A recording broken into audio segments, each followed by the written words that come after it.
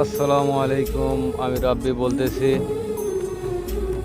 কাজের মধ্যে থাকি, সেজন্য ঠিকঠাক মতন আমার গ্রামটাই ভালো মতন ঘুরে দেখতে পারি না।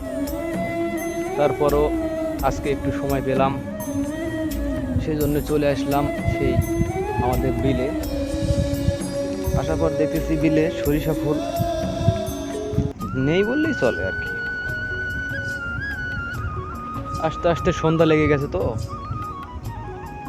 আসলে সন্ধ্যার সময় আকাশের দিকে তাকালে, বিলের দিকে তাকালে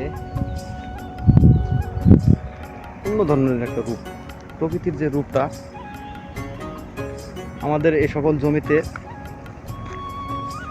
ধানের বীজ বপন করবে মানুষ,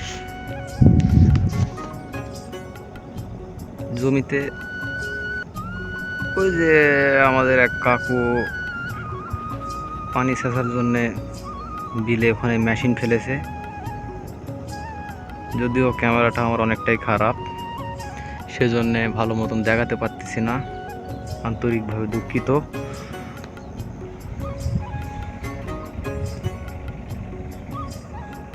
অসাধারণ লাগতেছে।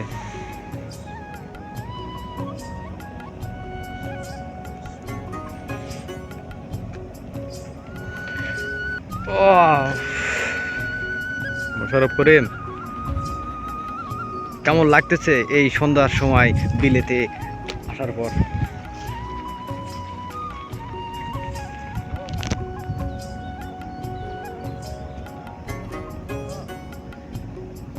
প্রকৃতির সৌন্দর্য, যে রূপ,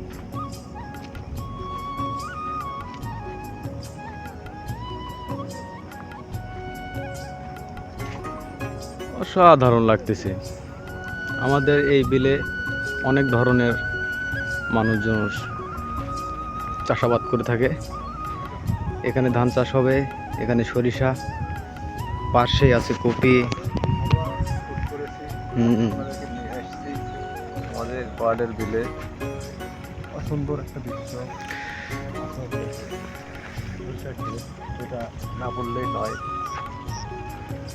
আমাদের এই পাশে আলু চাষ, এখানে এই আলুটা করতে অনেক টাকা। হ্যাঁ মোশাররফ, খরচা। হুম, পোশাক ক্ষেত অতি একটা আমাদের জীবনে খুব জরুরি একটা ক্ষেত, যেটা না করলেই নয়, যার কথা না বললেই নয়। কারণ সরষা ছাড়া, সরিষার তেল ছাড়া আর যা হোক, সর্ষের তেল ছাড়া কিছুই করা যায় না। সর্ষের তেল অনেক কাজে লাগে। সর্ষে এমন একটা জিনিস যেটা আমি আর কিছু বলতে চাই না।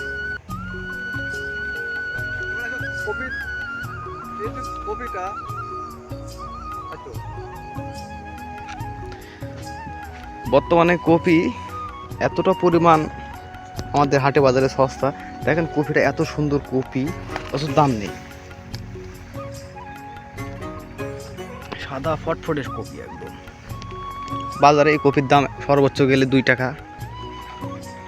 কপি করতে অনেক টাকা খরচ, অথচ এবার মাথায় হাত। কারণ এত টাকা খরচ করে কপি দাম নেই।